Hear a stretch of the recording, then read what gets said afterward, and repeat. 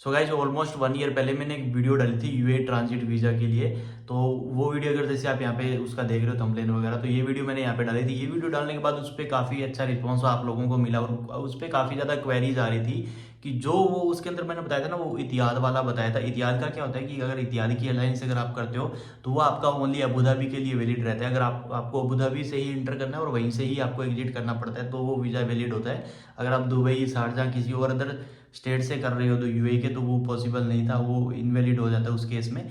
तो वो उस केस के लिए था। फिर वहाँ पे बहुत सारे लोगों के कमेंट आ रहे हैं कि सर हमारा दुबई में लैंड हो रहे हैं और दुबई से थर्ड कंट्री के लिए जा रहे हैं, तो उसके लिए क्या कर सकते हैं।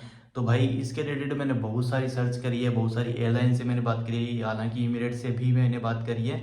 तो इसका अभी तक कोई ऐसा नहीं निकला है कि भैया एक्चुअल में क्या सीन है क्या नहीं है, पता नहीं क्या चल रहा है अभी। तो मैंने बहुत सारी रिसर्च करी है इसके ऊपर, बट मैंने ये सोचा कि आपको एक सटीक इन्फॉर्मेशन मिले, तो मैं सोच रहा हूँ। तो बाकी इस वीडियो में थोड़ा सा बताता हूँ कि क्या सीन है, किस तरीके से आपको क्या सर्विस मिल सकती है ना, तो आपको क्या चांस मिल सकते हैं इस वीज़ा के लिए, तो आपको क्या करना चाहिए क्या नहीं करना चाहिए, वो आपको थोड़ा सा बता देता हूँ।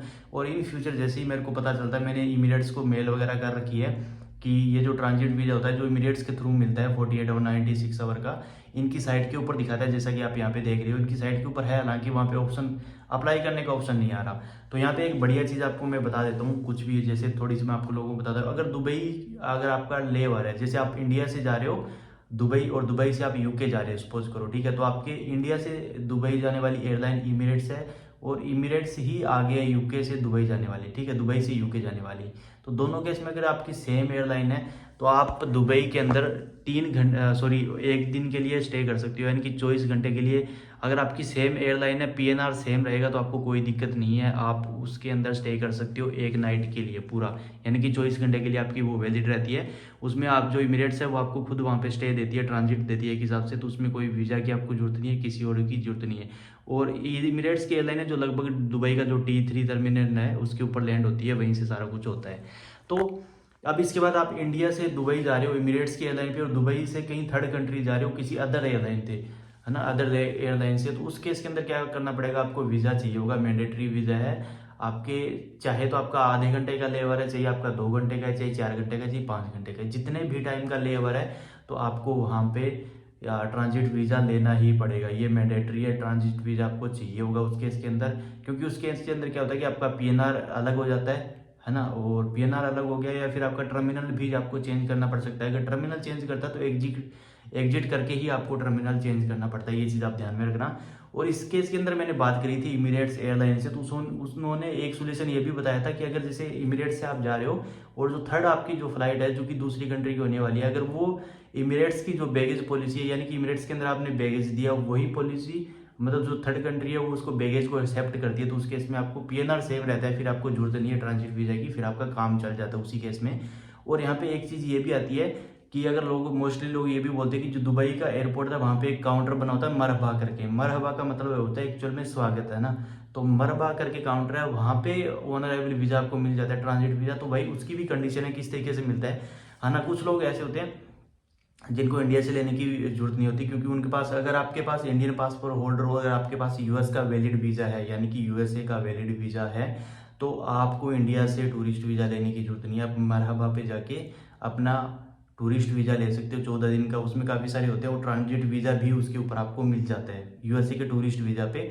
और अगर आपके पास यूके का, कनाडा का और सेनिगन का टूरिस्ट वीज़ा है तो आपको वहाँ पे बिल्कुल भी ट्रांजिट वीज़ा नहीं मिलेगा। अगर आपके पास पीआर है, परमानेंट रेजिडेंसी है यूके की, सेनिगन की है, कनाडा की, तो आप वहाँ पे ट्रांजिट वीज़ा ऑन अराइवल ले सकते हो, आपको वहीं पे जो मरहबा पे आपको मिल जाता है, और आपको किसी तरह की कुछ कोई दिक्कत झंझट कुछ भी नहीं होता उसके अंदर। तो ये है मोटी मोटी इन्फॉर्मेशन जो कि मैंने बहुत सारी एयरलाइन से भी बात करी है, बहुत सारी इन्फॉर्मेशन न्यूज़ बहुत मैंने हर जगह देखा, सारी जगह ट्राई करके देखा मैंने।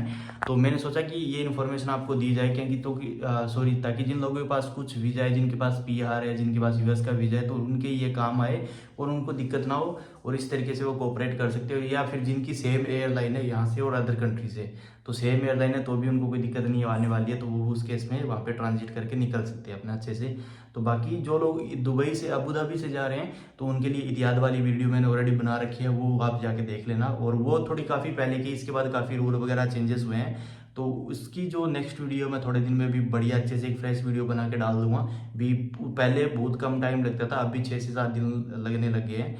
और बाकी एजेंट वगैरह तो नहीं करते, क्योंकि मरहब सॉरी जो दुबई ट्रांजिट वीज़ा वो बंद कर रखा है भाई, नहीं देते हैं। बहुत कम रेयर चांस है कि आपको मिलता है। और बाकी जो अबू धाबी वाला भी है वो भी पहले बहुत मिलता था, अब वो भी नहीं मिलता है। उसमें भी बहुत रेयर चांस है कि आप लोगों को वीज़ा मिले, उसमें भी बहुत प्रॉब्लम्स आ रही है अभी। तो इसका सोल्यूशन आप लोगों के पास एक ही बचता है। अगर आपकी PNR चेंज करना, आपने दुबई में ट्रांजिट कर रहे हो, पहले तो आप अबू धाबी में कर रहे हो तो वो आप इतिहाद वाला लेकर ट्राई कर सकते हो। अगर मिले तो अच्छी बात है, नहीं तो भाई दोनों ही केस में आपको UAE का टूरिस्ट वीज़ा लेना पड़ेगा, जो कि 30 डेज़ का होता है। सिंगल एंट्री ले सकते हो, मल्टीपल एंट्री ले सकते हो, जितना जो मन करे वो ले सकते हो। उसके लिए कुछ नहीं होता है, डॉक्यूमेंट्स दो ही रिक्वायरमेंट होते हैं, फोटो और पासपोर्ट। अगर वो वीज़ा चाहिए तो आप मेरे को कॉन्टैक्ट कर सकते हो। कम प्राइस कम टाइम के अंदर सारा कुछ ऑप्शन उसमें अवेलेबल है, वो आप देख सकते हो। और बाकी ये थी आज की इन्फॉर्मेशन वीडियो। आई होप कि आप लोगों को अच्छी लगी होगी, बढ़िया लगी होगी। जल्दी मैं एक वीडियो बना दूंगा, जैसे ही मेरे को अपडेट आता है इमीरेट्स की तरफ से भी वीज़ा कब चालू होगा या कैसे अप्लाई कर सकते हैं इमीरेट्स की साइट पे ट्रांजिट वीज़ा, तो मैं आपके लिए जरूर एक इन्फॉर्मेशन वीडियो दूंगा। और जो अबू धाबी वाली है ना, उसके अंदर एक चीज़ बता देता हूँ, उसके अंदर एयरलाइन आपकी कोई मैटर नहीं करती। आप इतिहाद से जाओ या इंडिगो से जाओ, एयर इंडिया से जाओ, विज एयर से जाओ, मतलब किसी भी एयरलाइन से आओ जाओ, कोई मतलब नहीं है। आपके पास वो इतिहाद का वीज़ा होना चाहिए, बस यही उसमें टर्म कंडीशन है। तो मिलते हैं नेक्स्ट वीडियो में। Till then take care, good bye, जय हिंद।